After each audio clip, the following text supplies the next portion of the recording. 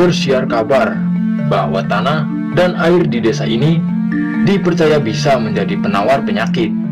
Tempatnya di situs keramat Pangeran Surya Negara, Desa Lemah Tambak, Kecamatan Panguragan, Kabupaten Cirebon, Jawa Barat.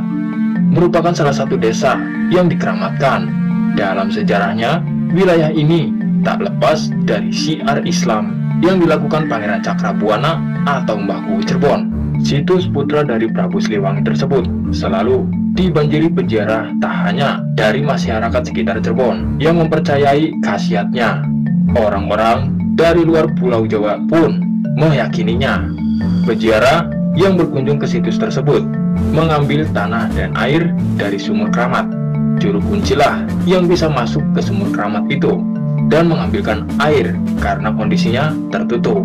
Sumur keramat Pangeran Surya Negara dikelilingi kelambu warna putih sekitar 10 meter dari pintu masuk situs tersebut.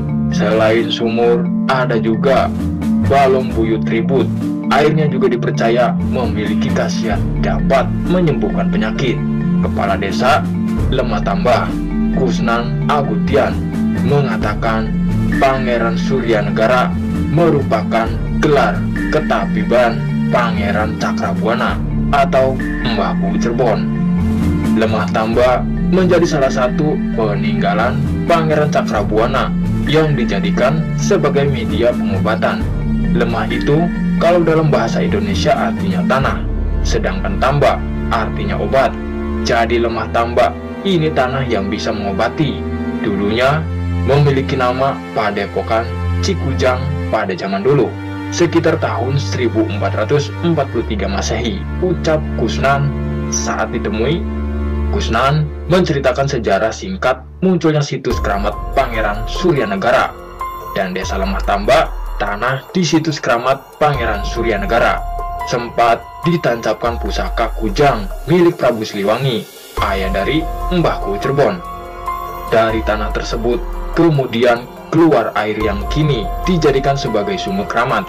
Singkat cerita, tanah tersebut berada dalam wilayah Padepokan Cikujang dan menjadi tempat pengobatan Syekh Magelung Sakti, murid dari Mbah Kuwu Cirebon yang saat itu mengalami kelumpuhan karena terkena pukulan nyasar dari Nyimas Ratu Gandasari saat sayembara di Padepokan Mangkurungan yang saat ini menjadi Kecamatan Panguragan. Waktu itu Syekh Magelung Sakti hanya nonton, tidak ikut sayembara. Selendang sakti milik Nyimas Gandasari mengenai Syekh Magelung Sakti terus lumpuh.